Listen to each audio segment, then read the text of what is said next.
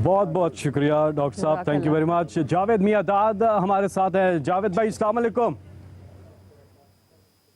वालेकुम सलाम, सबको सलाम वालेकुम। जी जावेद भाई, आप तो बड़ी फंड रेजिंग में पहले भी छक्के चौके मार चुके हैं, क्या कहना चाहेंगे? जज्बा तो आपका हमेशा ज़बरदस्त होता है। बस मुझे तो अभी तो ये हमारे प्राइम मिनिस्टर साहब इमरान भाई से मैं यही कहूँगा कि हमारी तो किस्मत में ये रह गया कि मांगते ही रहो, क्योंकि इस शख्स ने बचपन से ही, जब से हमने खेलना शुरू किया, हॉस्पिटल बनाए, मांगते ही रहे। और आज भी प्राइम मिनिस्टर को वो चीज़, क्योंकि जो खाने वाले तो वो तो निकल गए, किसी ने मुल्क का सोचा नहीं।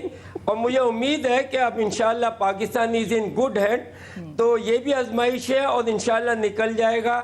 अगर मैं सिर्फ ये चाहूँगा कि इमरान भाई को ये कहूँगा कि इमरान साहब पीएम साहब को मेरे से कोई एक दफ़ा मीटिंग कर लें, यहाँ तक कि मेरे पास वो आइडिया है कि पूरे पाकिस्तान का कर्जा भी उतर जाएगा।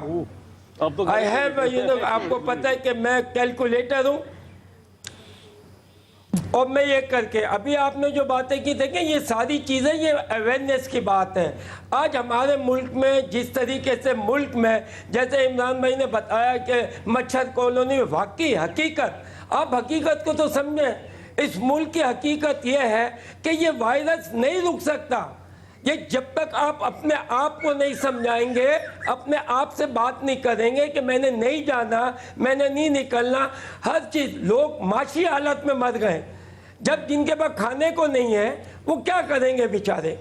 तो हर चीज़ मजबूर है, और मजबूरी के तहत ये आदमी को अपना समझना होगा। दुनिया में प्राइम मिनिस्टर जो होता है वो सिर्फ लुक आफ्टर करता है, और चलाने वाले अवाम होती है, जी अवाम की बेस पे चलता है। जावेद भाई, जो इस कौम का जज्बा है, जिस तरह से इस टेलीथॉन में लोग शिरकत कर रहे हैं, उनका जज्बा खिराज तहसीन है। अब आगे बढ़ेंगे। बहुत से डोनर्स जो हैं इस वक्त कॉल कर रहे हैं। काशिफ साहब कुछ कहना चाह रहे हैं, फिर अगले कॉलर से बात करते हैं।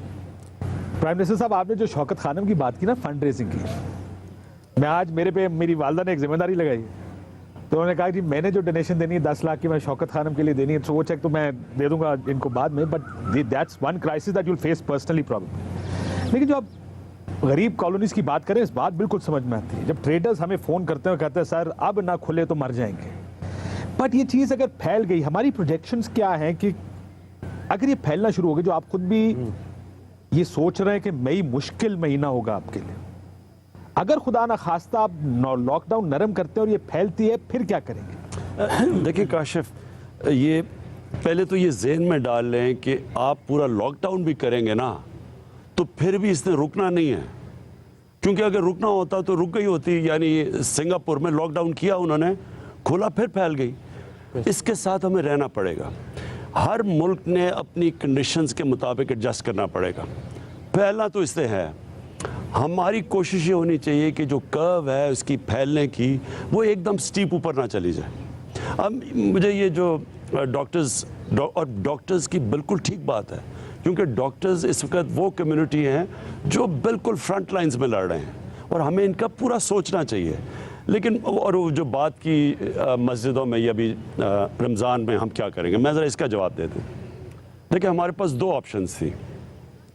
हमें ये समझ आ गई कि लोगों ने मस्जिदों में जो मर्ज़ी हम कर लें, इन्होंने जाना है। और ये मैं अपनी कौम को जानता हूँ, मुझे पता है कि ये हमारी रमज़ान में लोगों ने निकलना था, हमने सारी पहले कोशिश की।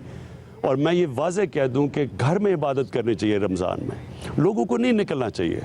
जब हमें पता है कि ये मसला है और हमें पता है जितने जमा होंगे, तो घर इबादत करें। और तकरीबन सारी मुसलमान दुनिया में उन्होंने मस्जिदों में रमज़ान में इबादत की इजाज़त नहीं दी। लेकिन हमें ये पता चल गया जब हमने मुशावरत शुरू की कि हम जो मर्ज़ी कर लें, लोगों ने निकलना है। फिर दूसरे प्लान बी पे आ गए।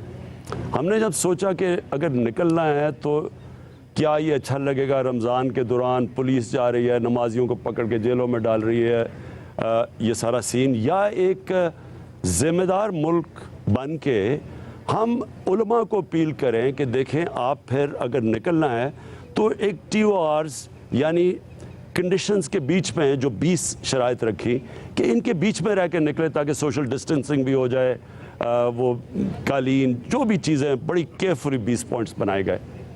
लेकिन आखिर में ये कहा कि अगर ये वायलेशन हुई और हमें ये पता चला कि लोगों के निकलने की वजह से और मस्जिदों में नहीं अगर उन्होंने डिसिप्लिन किया और ये फैला तो फिर हम बंद कर देंगे, फिर मस्जिदें बंद कर देंगे। कौन करेगा? पुलिस करेगी, रेंजर्स? अब हर जगह ये उलमा के साथ हमारी मीटिंग हुई है, ये एग्रीमेंट हुई है उसके ऊपर।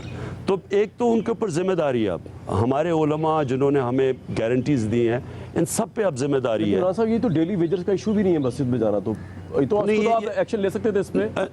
तमाम मुस्लिम मालिक से बंद कर दिया। अच्छा, एक कॉल इसका सॉरी मैं पहले कंप्लीट कर लूँ। देखें इसका डेंजर क्या था, जब हमें पता चल गया कि जो भी इन्होंने फैसला किया हुआ है कि जो भी हम कर लें, इन्होंने जब करना ही है, लोगों ने निकलना ही है, तो फिर दूसरी चीज़ ये कोशिश की कि एक ज़ाब्ता अखलाक एक उसके बीच में एक शराइत रखें, उसके बीच में निकले।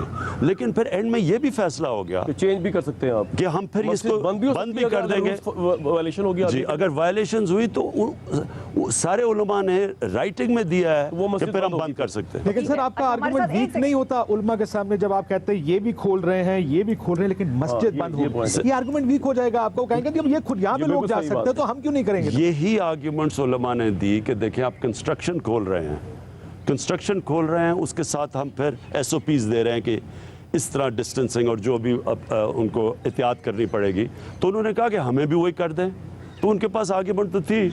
अब देखें हमने एक जिम्मेदार मुल्क की तरह मैं आपको एक बात बता दूं, मैं ये समझता हूँ कि ये जो मैंने कई सीन्स देखे हैं कि लोग जो निकल रहे थे उनको डंडे मार रहे हैं, पुलिस पकड़ रही है, जेलों में डाल रही है, मैं समझता हूँ कि एक जिम्मेदार, अब हमें एक जिम्मेदार मुल्क की तरह लोगों पे, अवाम पे जिम्मेदारी डालनी चाहिए। और फिर ये जो स्मार्ट लॉकडाउन है, जब अगर हमने रियलाइज़ किया कि कहीं भी लोग फॉलो नहीं कर रहे डिसिप्लिन पे एक्शन ले लेंगे। बिल्कुल ठीक है।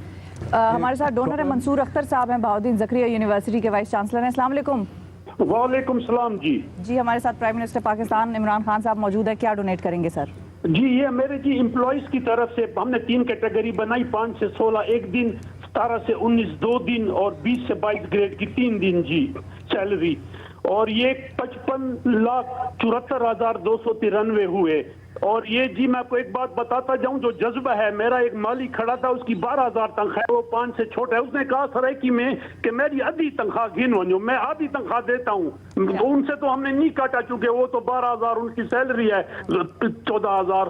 तो एनी हाउ जी, अल्लाह इस मुल्क को आफत से बचाए, ये हमारी तरफ से जी, एम्प्लॉइज की तरफ से। उसमें टीचिंग भी है, एडमिनिस्ट्रेशन भी है, सारों ने जी बड़ी खुशी से दी। और इंशाल्लाह फिर भी अगर जरूरत होगी हम करेंगे।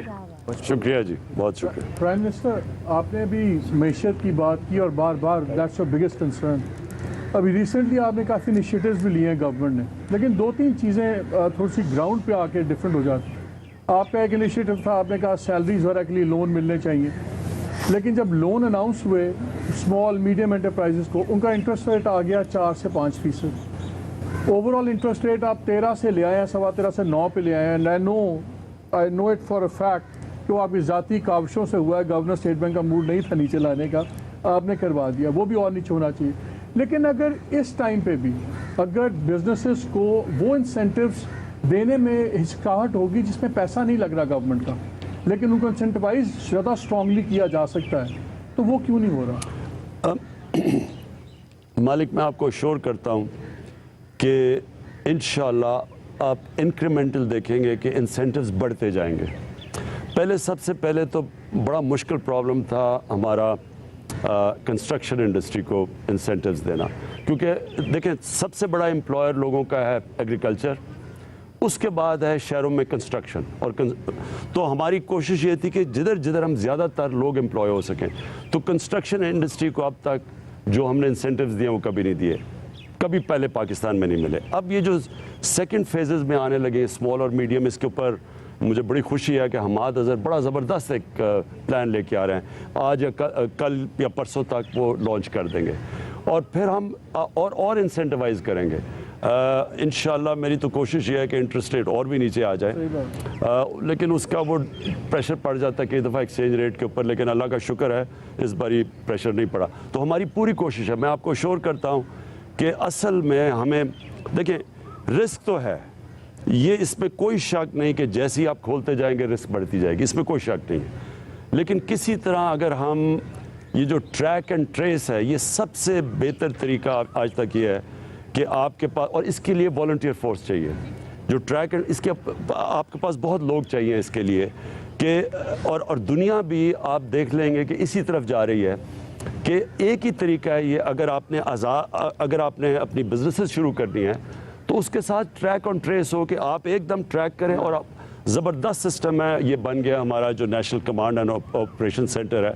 पता नहीं, मैं आप सबको दावत दूंगा कि आप ज़रूर आके देखें कि हर रोज़ वहाँ बैठते हैं, सारे इदारे होते हैं। इसमें ज़बरदस्त ISI ने हमें एक सिस्टम दिया हुआ है जो ट्रैक एंड ट्रेस के लिए था, तो टेररिज्म के ख़िलाफ़, लेकिन वो अब काम आ गया हमारी कोरोना के जो लोग हैं।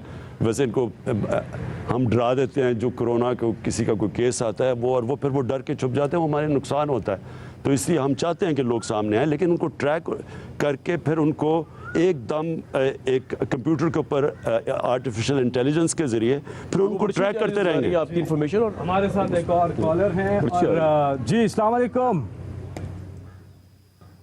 सलामत अली साहब। जी अस्सलाम वालेकुम सलामत अली साहब।